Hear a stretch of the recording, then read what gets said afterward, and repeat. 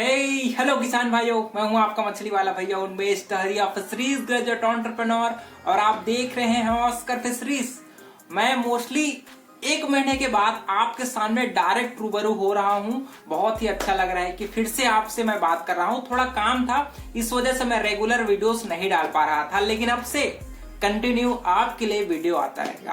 किसान भाइयों, ठंड का मौसम जा चुका है और बहुत सारे फार्मर भाई हैं वो नए सिरे से मछली पालन का जो कार्यक्रम है उसको शुरू कर रहे हैं। बहुत बढ़िया से इस साल आपका प्रोडक्शन हो, बहुत ज्यादा पैसे आप इस साल कमा पाए। आज मैं आपको एक नए तरीके से मछली पालन करने का एक प्रक्रिया बताने वाला हूं। ये प्रक्रिया मोस्टली आपके आंध्र प्रदेश और वेस्ट बंगाल में मोस्टली फॉलो किया जाता है। आपने देखा होगा कि मीठे पानी की मछलियों में सबसे ज्यादा प्रोडक्शन आपका आंध्र प्रदेश और वेस्ट बंगाल है, वहां पर होता है। तो मैं आपको वहां पर जो सीक्रेट्स फॉलो होता है, जिसकी मदद से वो विद इन 3 मंथ में कितना 3 महीने मतलब 100 से 120 दिनों में मछलियों को 1 किलो साइज तक आसानी से ले जाते हैं, वो भी बहुत ही कम खर्च में। तो उस तरीकों को मैं आपका सामने शेयर करने वाला हूं। तो किसान भाइयों, चैनल पर नए हो तो यार ऑस्कर फिश सब्सक्राइब करना बिल्कुल मत भूलिएगा। चलिए वीडियो शुरू करते हैं। पहला पॉइंट है दोस्तों कि आपके जो बच्चे आप स्टॉक कर रहे हैं उसका साइज कितना होना चाहिए।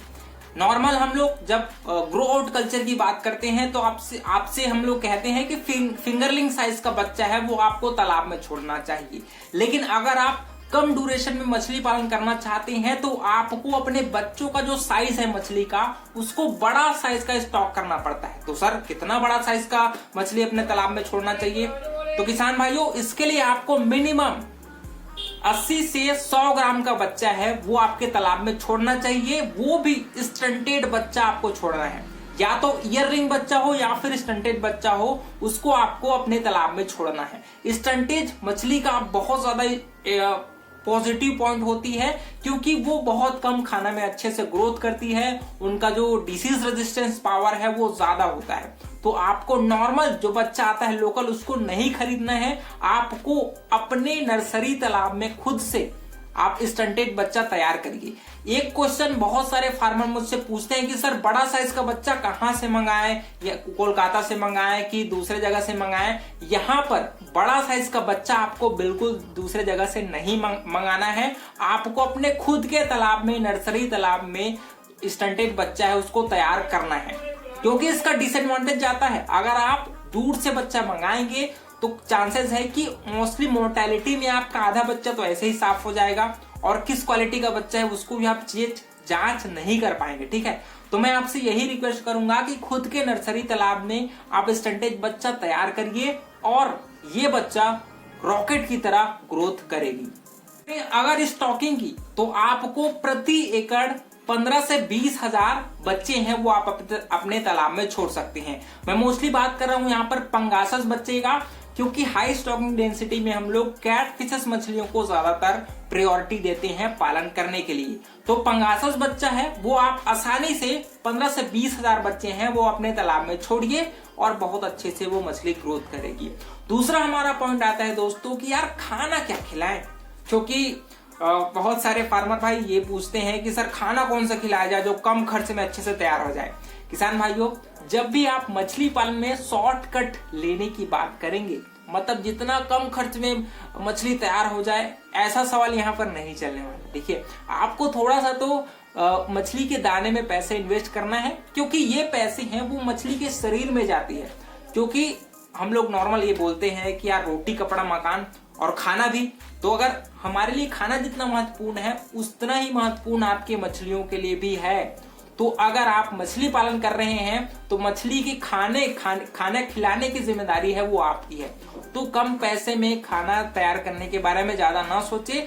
कम समय में अगर आपको मछली पालन करनी है तो अच्छे क्वालिटी की जो कंपनी वाली फीड आती है उसको आपको खिलाना है। ठीक है, और बात करें बॉडी वेट की कि कितना खाना खिलाना चाहिए, ये बहुत बड़ा सवाल है। तो यहाँ पर मैं आपको सलाह दूंगा कि आप फीडिंग चार्ट को देखकर मछली पालन मत करिए। अगर आप कम समय में मछली पालन करना चाहते हैं तो इसका एक स्टैंडर्ड फीडिंग परसेंटेज होता है, वो आप मोस्टली 5 से 6% बॉडी वेट के हिसाब से आप अगर आप पंगासस मछली पालन कर रहे हैं तो साल भर आपको 4 से 5 या फिर 5 से 6%। 500 ग्राम से अगर ज्यादा हो गई तो आप 4 से 5% और 500 ग्राम से कम है तो 5 से 6% है वो आप मछली को खाना है वो खिलाइए। बहुत सारे फार्मर भाई ये भी गलती करते हैं कि यार मान लीजिए जितना भी बॉडी वेट के हिसाब से मछली को खाना खिलाना है वो एक बार में ही तालाब में पूरा खाना डाल देते हैं। तो ये गलती आपको नहीं करना है। अपना खाना को आपको 3 पार्ट में डिवाइड करके ही मछली को खिलाना है। इसका एक टाइमिंग है, सुबह आप 10 से 11 के बीच खाना खिलाइए, दोपहर में आप 2 से 3 के बीच खाना खिलाइए और शाम में 4 से 5 बजे के बीच या फिर 3 से 4 बजे के बीच आप खाना को अच्छे से खिलाइए।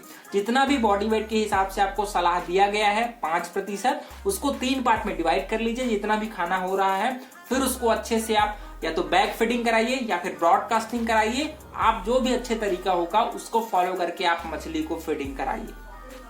बात की जब भी हम लोग हाई स्टॉकिंग डेंसिटी में मछली पालन करते हैं दोस्तों, तो वहां पर अमोनिया लेवल के बढ़ने के चांसेस बहुत ज्यादा होते हैं।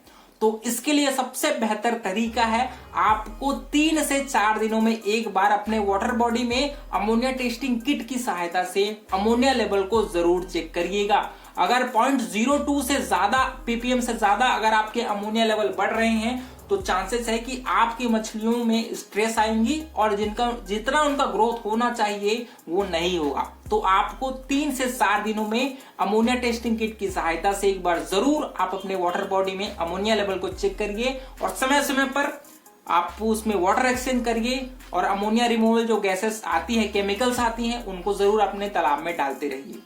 आपको अमोनिया को रिमूव करने के लिए, कंट्रोल करने के लिए दोस्तों आप एरिएशन की सहायता भी ले सकते हैं। एरिएशन आपके तालाब में ऑक्सीजन लेवल को बढ़ाता है, वाटर पैरामीटर्स को अच्छे लेवल में मेंटेन रखती है और आपकी मछलियों को स्ट्रेस में आने से पहले ही अच्छे से हेल्दी वे में उनको बड़ा करने में आपकी मदद करती है। तो आप तालाब में एरिएशन जरूर लगाइए। पैडल व्हील जो एरिएटर आता है उसको जरूर आप अपने तालाब में इंस्टॉल करिए। इसके बहुत ज्यादा पॉजिटिव चांसेस हैं वो आपको मिलेंगे। किसान भाइयों, साथ ही साथ आपको अपने तालाब में समय समय पर आप चाहेंगे तो मैन्यूरिंग और फर्टिलाइजर भी तालाब में ऐड कर दीजिए। आप अपने तालाब में सेची डिस्क या फिर प्लैंकटन लेवल को चेक करने के लिए कोई भी इक्विपमेंट हो उसको जरूर आप समय समय पर चेक करिएगा, क्योंकि प्राकृतिक भोजन भी आपके तालाब में होना बहुत ज्यादा जरूरी है।